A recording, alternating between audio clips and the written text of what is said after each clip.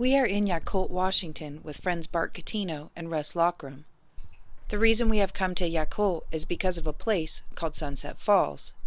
If you have ever listened to an episode from a podcast called Sasquatch Chronicles, you probably know that the host, Wes Germer, had a sighting while with his brother. With permission and directions from Wes, we have come to camp at Sunset Falls, the place of his Sasquatch encounter.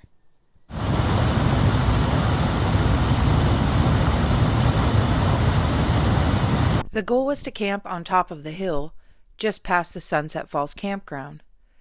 Due to severe road washout, we had to camp below. While camping, a local resident passed on a recent story to me. Though he did not claim the event was Sasquatch, we are well aware of the behavior he described. I mention often something we call Sasquatch creepin', an approach tactic they use often at our property. They spread out, communicating as they draw closer. The following event occurred on a hill that faces another hill where Wes Germer saw 3 Sasquatch. Though the witness did not want to be identified, here he is to recall an event from just 3 weeks ago that involved 3 individuals. Over to the northwest, I heard 3 sounds. I couldn't repeat them. Never heard them before. One lower, one mid, and one higher up in the mountain. And you heard it not simultaneously. They were individuals, like they were communicating. And then it moved to the east through the forest in about, 15 minutes it took them. You could hear different sequences, but the same sound. And then as they were communicating, and it moved slowly off to the east into the edge of the forest, the Gifford Pinchot Forest, right into the National Forest, right at the edge. And then I didn't hear them anymore. They were gone. So yeah, no, they're masters of subterfuge, using misdirection. You hear one kind of come around a tree line and will create, if your attention is directed that way, the other one will make a noise, misdirect you this way. In the meantime, this one quietly has moved off and you're not going to hear anything in that exact same spot. It's like clockwork. Some of the best incidences I have were there were non-visual. We go to this location on the Northern California coast. It's a several mile trail, goes right to the ocean, not far from the 101, and very lush in there, heavy canopy, spruce, ferns, some wet bottomland, beautiful trail, it's stunning. And we've had activity through the years periodically, like every couple, 2, 3, 4 years, something happens in there. I stayed the night in there probably, 30, 40 nights over the years. But after first 5 years going in, nothing.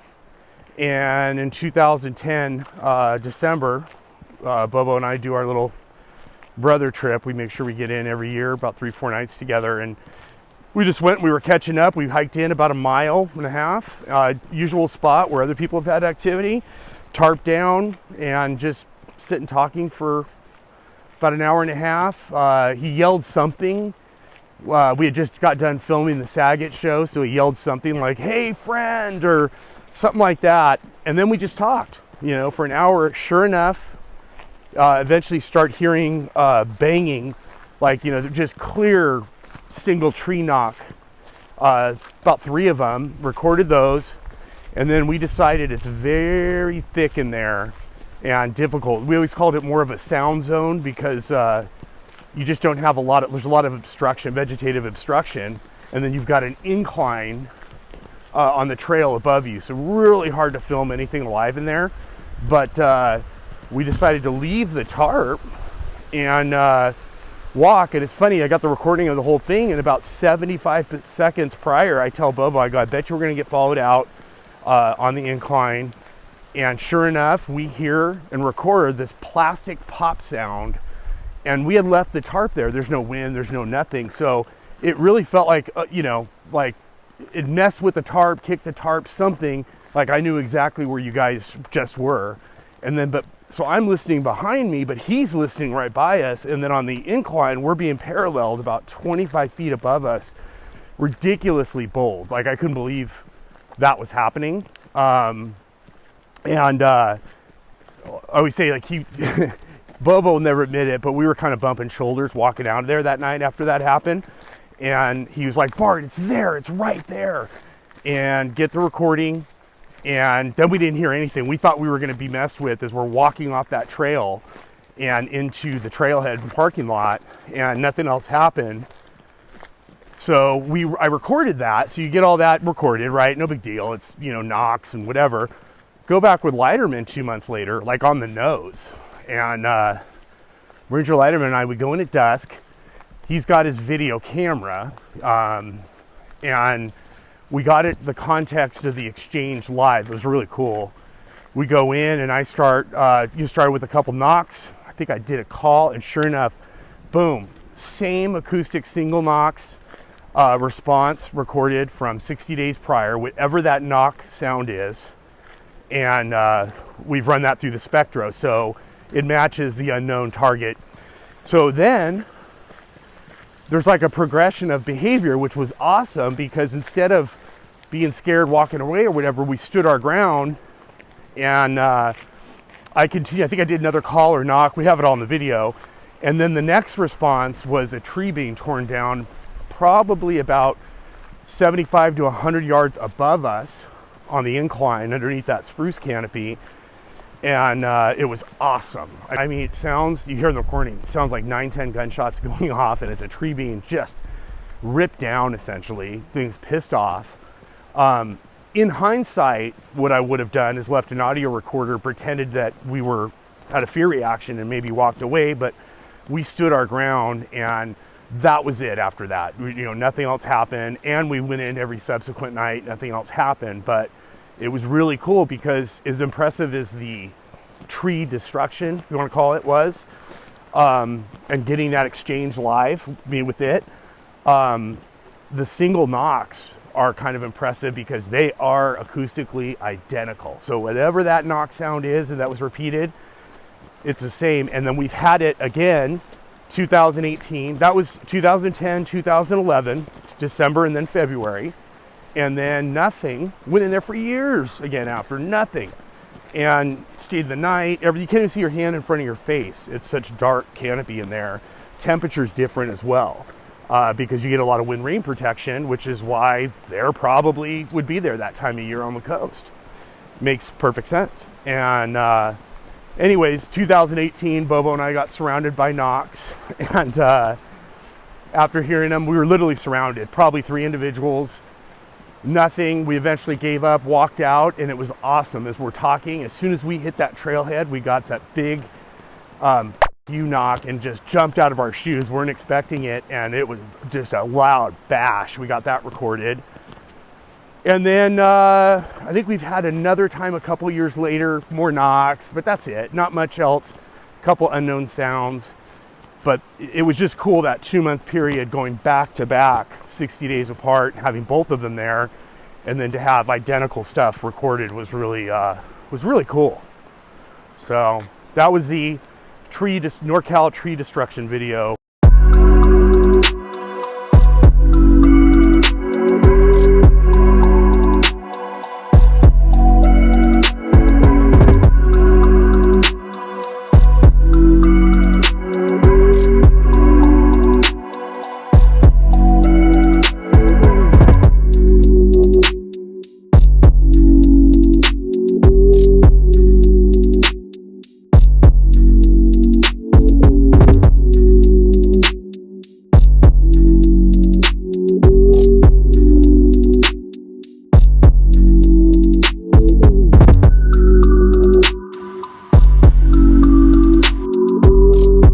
In 2023, our friend Tony Merkel visited Wes's encounter site with his film crew. They were met with possible activity that included a foul smell as well as some tapping on their RV. Fortunately, this was all caught on film and will be available in a documentary that features Wes on May 5th. The link to this is in the description. Wes's encounter involved a Sasquatch that dropped down on all fours and did a spider-like crawl.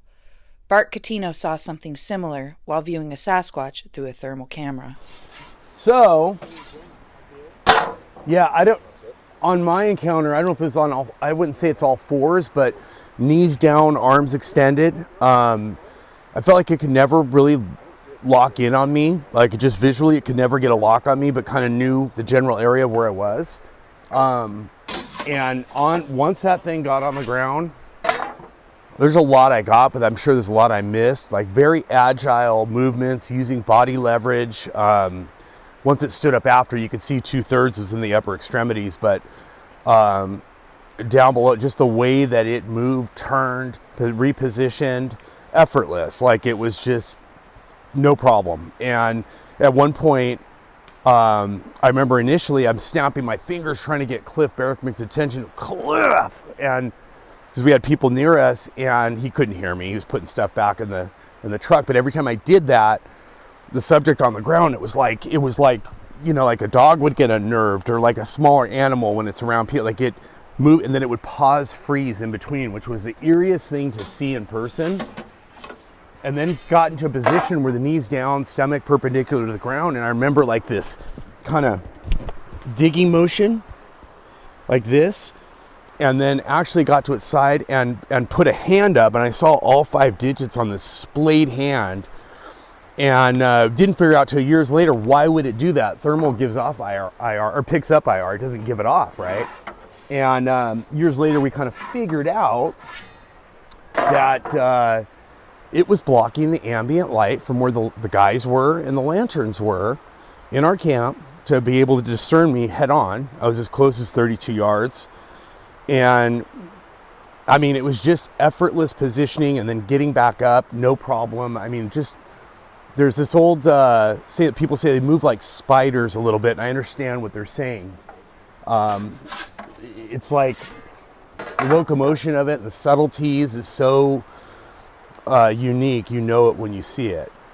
But like I said, there was a lot I missed, but there was a lot I saw. I would love to have been able to get that footage, and I know what the money shot looks like because I've seen it. We just didn't have the technology to record back then like we do now. I press a button, it's SD, you know, back then, I'd say SD card, boom, done. And the internal recording, you just press a button, it's over. We didn't have that ability back then, unfortunately. But I know it's attainable because I've seen it. It was like, hey, we need to go like celebrate, you know. Not that many. Not long, right? No, a couple of years ago. You know. I mean, every continent has an ape species. You know, it's like, why should North America not have an undiscovered ape species? So that's where I come from, and that's why I come out here and keep looking for one. Yeah, so what got me into Bigfooting was 2011. My son and I were watching History Channel or something, and there was a show about the Patterson-Gimlin film. And so as we're watching the show, I made the comment to him, and I said, hey, I go, you know, we're not really that far from Bluff Creek. I go, we should go down there next summer. And so I started looking a little further and came across a BFRO expedition that was going to be down at Bluff Creek in 2012. And so my son and I signed up for it, and we went down to Bluff Creek in 2012. It was July or August, and went to this expedition and had a great time. So that was really how I started off into this whole Bigfooting thing. You know, I've never really had a sighting, unfortunately. But, you know, being out in the woods as much as I have been, I've had, you know, probably a half a dozen really strange things happen. One time we were camped kind of up between Mount St. Helens and Mount Rainier, and woke up in the middle of the night, and the zipper on the fly of my tent was going up and down. And it was just a zip, zip, zip, zip, zip, zip. And, you know, it probably went on for, you know, 2-3 minutes with just the zipper on my fly going up and down. So So that was a pretty strange thing that happened. The other really good incident we had was we were camped up in the Upper Clackamas a few years ago, and I was camped in the back of my truck. A couple of guys were camped in a tent, and we woke up shortly before sunrise, and we heard rock clacking coming from two different directions and wood knocking coming from a third. And this went on for several minutes. And then at one point, a couple of us thought that we had heard something like go walking right through the middle of our camp. So that was another good incident. And the third one that I had that was really strange is we were camped in the Coast Range of Oregon, out in Tillamook Forest. And I woke up in the middle of the night and something was touching the back of my leg. I was sleeping on a cot that was inside my tent that was pushed up kind of against the back of my tent.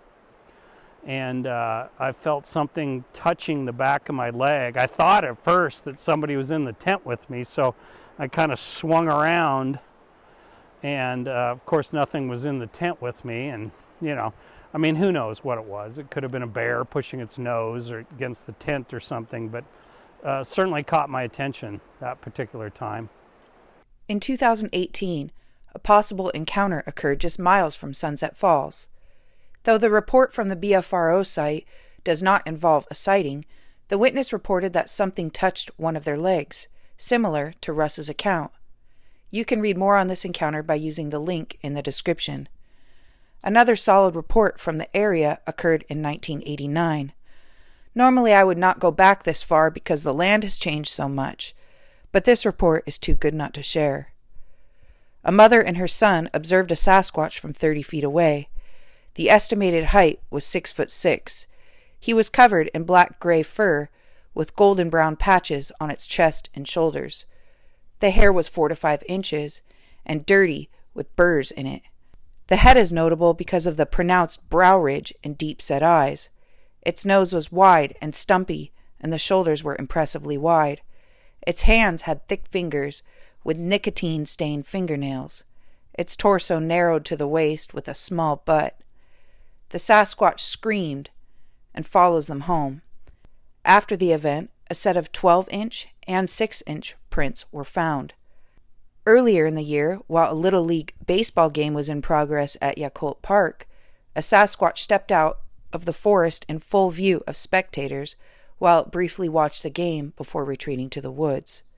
A report from Yacolt from 2003 involves another 6.5-foot Sasquatch. The witness had a Sasquatch approach his vehicle while he was pulled over on the side of the road. It got within 5 or 6 feet before the witness frantically drove off. He noted that it was a very difficult pill to swallow, as he has a degree in science. The other thing that's happened too is I've camped a couple of different places, one in the Upper Clackamas and one up in northern Washington, where we've had a couple vocalizations. There was one, we were actually on a BFRO expedition and heard a vocalization way off in the distance, but it went on for probably 15-20 seconds. And then the other one up in northern Washington that we had, it was in the middle of the day. And, one of the people camped with us decided that they were going to do a call and did this call and immediately in the middle of the day got a response back. And everybody in camp, we had probably, 8-12 people in camp, and everybody heard it, right in the middle of the day.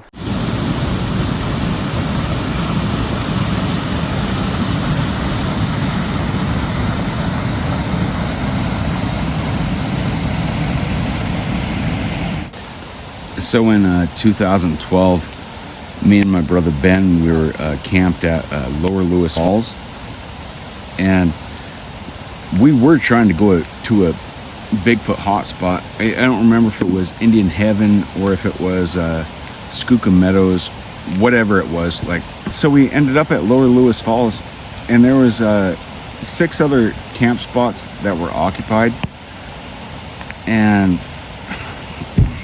we thought it was a terrible place to like actually have any Bigfoot activity because of how loud the falls were.